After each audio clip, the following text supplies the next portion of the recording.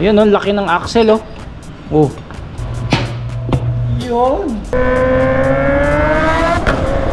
Hindi ka ba nangangawit sa Raider mo? Yung pasero mo hindi umuusod ng ganon?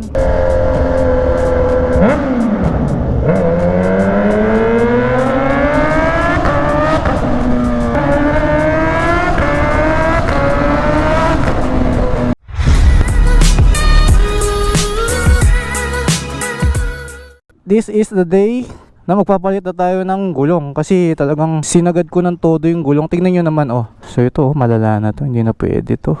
Pero abot pa naman to dun sa service center na pupuntahan natin ngayon. So ang lalagay nating gulong sa harap is Pirelli Rosso 4. Nakaterno naman yung Crocs mo sa jacket mo, eh, no? Okay, let's go. Ang lakas ng kabig nitong manibela kapag ka nililiko kong ganyan. Siguro dahil triangle na yung gulong natin sa harapan. Bakit po sarado? Sarado po. Meron, malapit lang. Okay po. Para hindi traffic na po, kaya ginawang one way na. Okay po.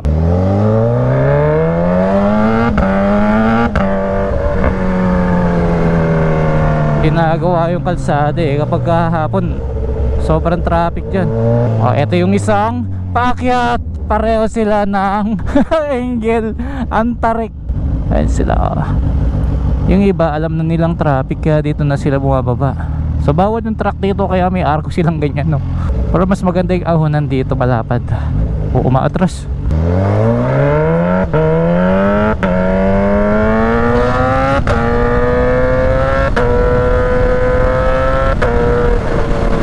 Ayun, oh. Sarado nga talaga. Ang cute ng aso.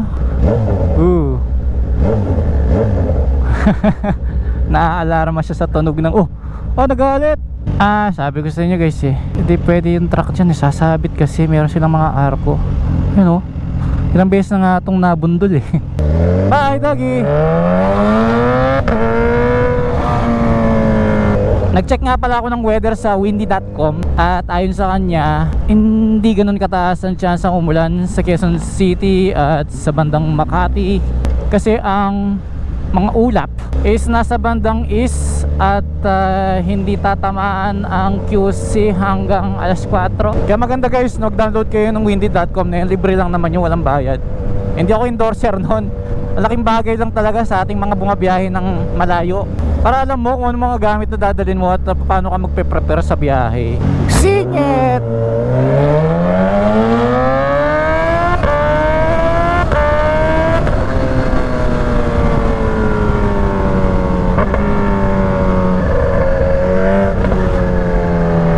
So sa Mike Central tayo magpapapalit ng gulong dahil tropa natin yung may-ari.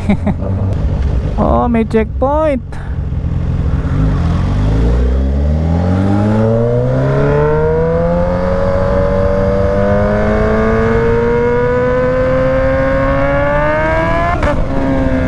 Eto na. Aba, may can-am pa. Hello par.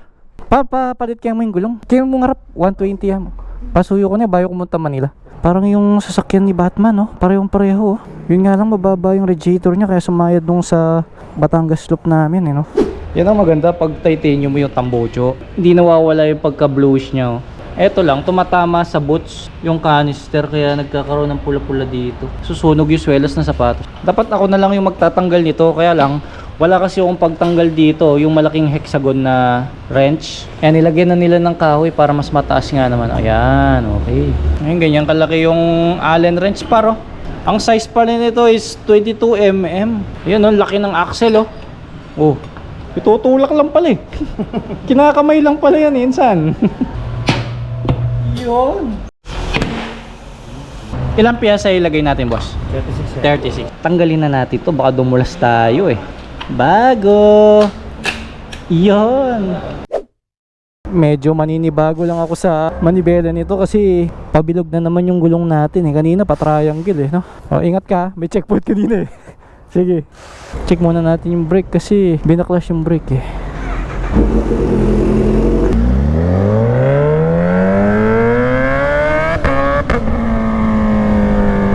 Medyo mag-iwang siya ngayon, no?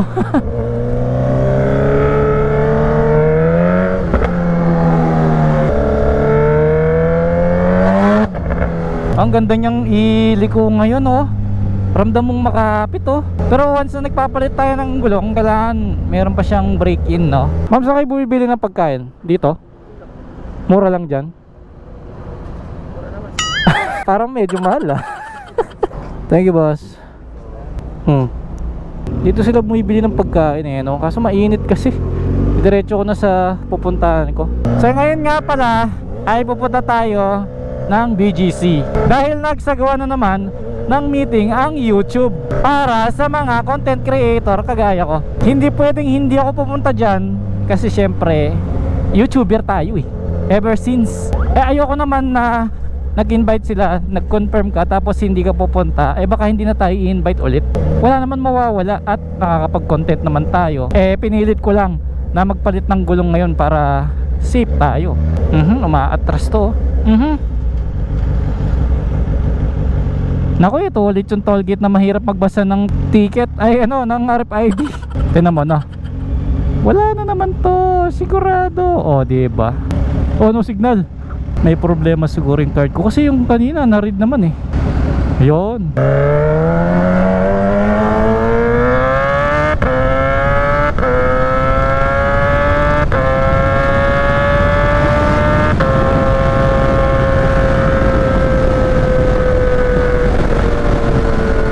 May naka big bike. Z900. Ay hindi. Z650. Magkakamukha kasi mga Z. Itatanong ko sana sa enforcer kung ano na ba talaga ang speed limit sa Skyway Stage 3 ngayon. O ito nakikita ko 80 na oh. O diba? So hindi ko na kailangan magtanong. Asa signage na eh. Kaya mapapaganda na yung takbo natin dito. Hindi na sobrang bagal.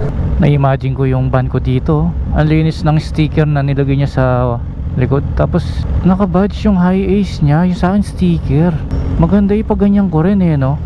Welcome to Buendia. Yon.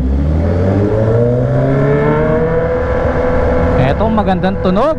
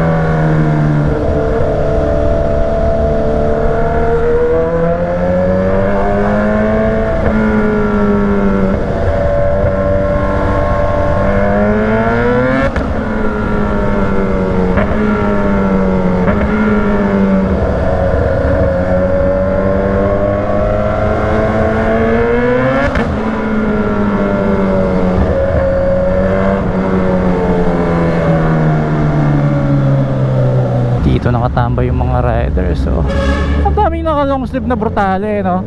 Dito sa Maynila bigayan lang naman eh. Lalo na pagka kinawayan mo na sila, nagpaalam ka, hindi yung basta-basta ka na lang sisingit. Yung iba nga hindi nagsisignal light, bigla ka sisingitan eh. Medyo nakaka-bad trip nga naman yun kasi focus ka sa harap mo, dumidistansya ka para meron kang enough time para pumreno. Kapag pumreno yung nasa harapan mo, kaya lang bigla ka sisingitan. Pero dun mo pa iralin yung saltang share the road. Kaso syempre pagka nagmamadali ka na, minsan umiinit yung ulo natin. Makakita ka lang ng medyo konting mali at naargabyado ka, di ba? Iinit ulo mo. Mapapaaway ka ngayon. Sticker. Sticker. Bilisan mo, bilisan mo. Boss ah. Salamat ko sing. Thank you rin. Hindi ka ba nangangawit sa Raider mo? Sakto naman. Yung pasero mo hindi umuusod ng ganon? Hindi naman? Okay. Okay, ingat.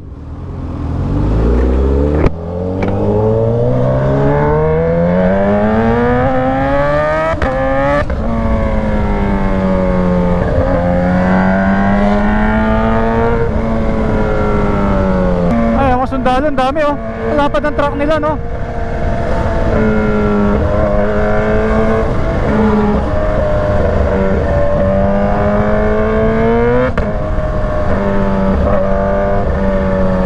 Uy, ganda ng kulay ng sniper oh.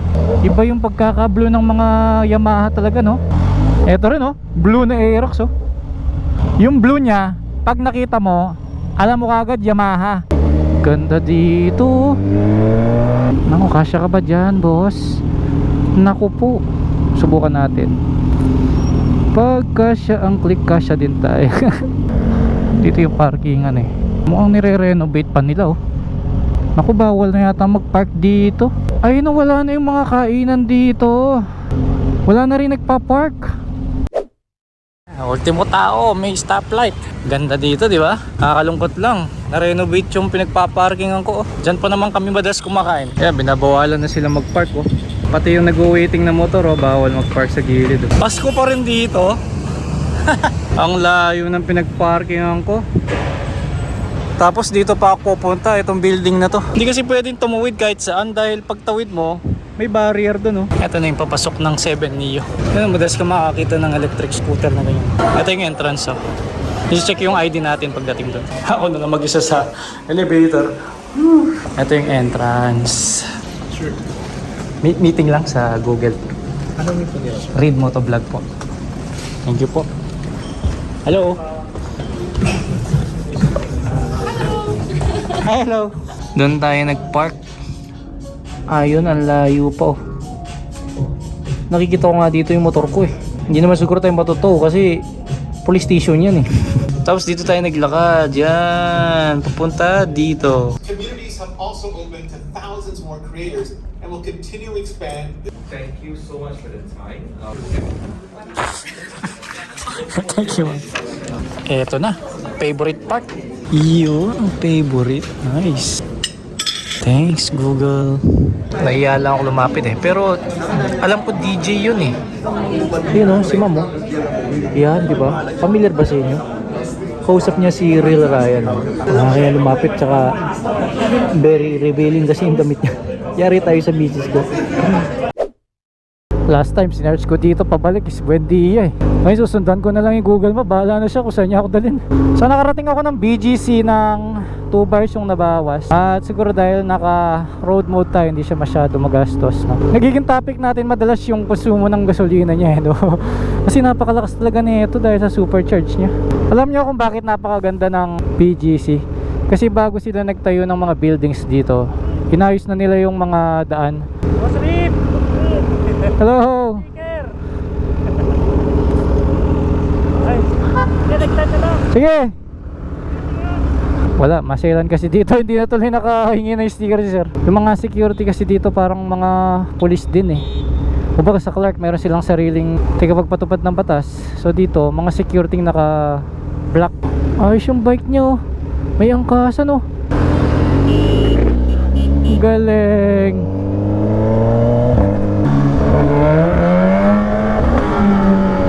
Madulas yung aspato dito. Ramdam ko sa gulong ah. Share ko nga pala sa inyo yung pinag-usapan kanina. So pinupush nila yung membership na kung saan mag-avail ka ng membership dito sa channel ko. Halimbawa yung channel ko no. At pagkakaroon ka ng parang perks, maging special ka sa channel ito. Halimbawa meron akong upload, meron sila tinatawag na early access na kung saan imbis na mapapanood mo pa lang siya sa Sabado, dahil nag-avail ka ng membership dito, mapapanood mo na siya ng Webis pa lang. Ganun siya. Pagkatapos meron kang mga emoji na special na ikaw lang meron compare sa mga hindi member. Although member man o hindi, same pa rin naman yung content na mapapanood nila. Nagkaroon ka lang ng special na something sa loob ng YouTube channel natin. And tignan nyo kung okay siya, subukan muna natin. Ang pinaka minimum na bayad kapag gusto mo magpa-member is 25 pesos. Valid na yon hanggang isang buwan. Halimbawa, mag live stream tayo dito. Pagka nag-chat ka sa live stream natin, iba yung kulay ng pangalan mo. Kumbaga naka top fan badge ka kung sa Facebook, di ba? Dito binabayaran yon para maging top fan at mas ma-recognize ka ng creator. Hindi man sa akin, pati rin sa mga ibang content creators sa YouTube. Bawa gusto nating maging stand out yung pangalan natin kapag ka nagla-live stream si, halimbawa si Kong TV, di ba, sikat yun. So mag-a-avail tayo ng membership sa kanila, depende kung magkano nila i-set yung pinaka minimum. Ako kasi gusto ko pinakamura lang eh. Ang mura kasi is 25 eh. Ang pinakamahal nasa 5,000 eh. Lawak dito. Parang nakakalulang pumunta dito kapag hindi ka sanay dito no. Puti pa yung mga nakabike ko. Walang selan yung mga enforcer, di ba?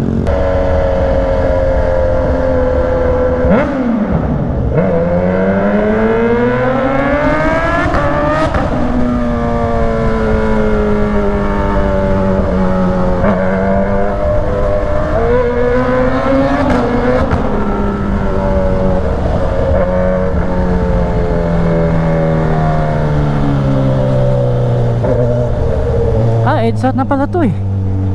So hindi ko na kailangang mag-Google Map. Tama ba? EDSA to, di ba? Pero may paakyat ng Skyway oh. Hindi yata EDSA to.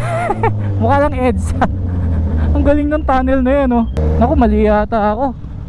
Dapat yata sa taas ako eh no. U-turn slot yata to eh. Sabi ko na eh, U-turn slot to eh. Ay grabe. Sa 4,000 to 4,500 RPM umaaling ako yung tambucho nito. Ayun o, 4,500. Tapos mas dinig natin yung sipol.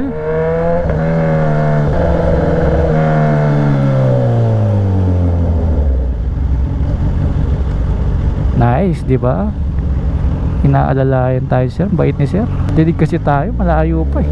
Uy, Winner X oh, nakabilin pa yung tambucho oh. Ang sarap ng prutas oh. Ayun lang, bangga yung Lexus. Kapag ba nabangga ko ulit ito, magbabayad ba ako? Harap likod pala yung damage oh. Ang lalim ng rails oh. Okay, underpass.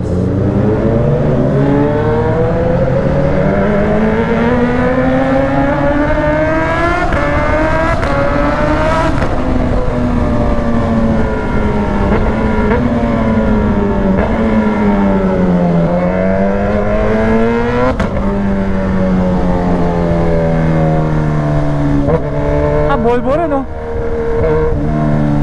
Okay, Skyway. Ano ba yan? I-off na natin yung cellphone. Siyempre puro diretso na to. Lagay natin dito, pamalaglag eh. Ayan, let's go. Saya naman.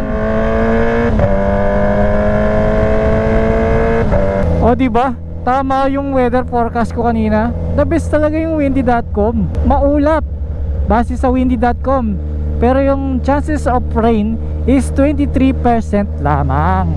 O bukas, pwede ko rin yung forecast ang weather at sa mga susunod pang araw. Maximum niya, ang alam ko, 1 week eh. Nakakawasaki rin to. Marami talagang Kawasaki big bike riders eh. Mukhang inline 4 pa oh. Z900 siguro to. Z9 nga.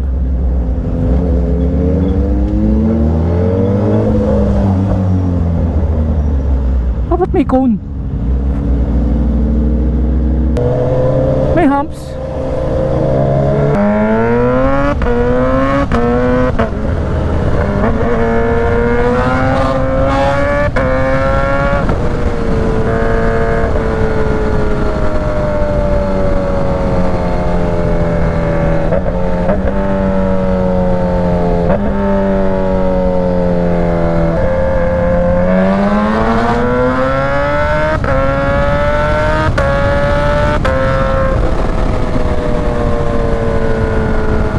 That's it. Maraming salamat. See you next vlog. Alright, read for speed.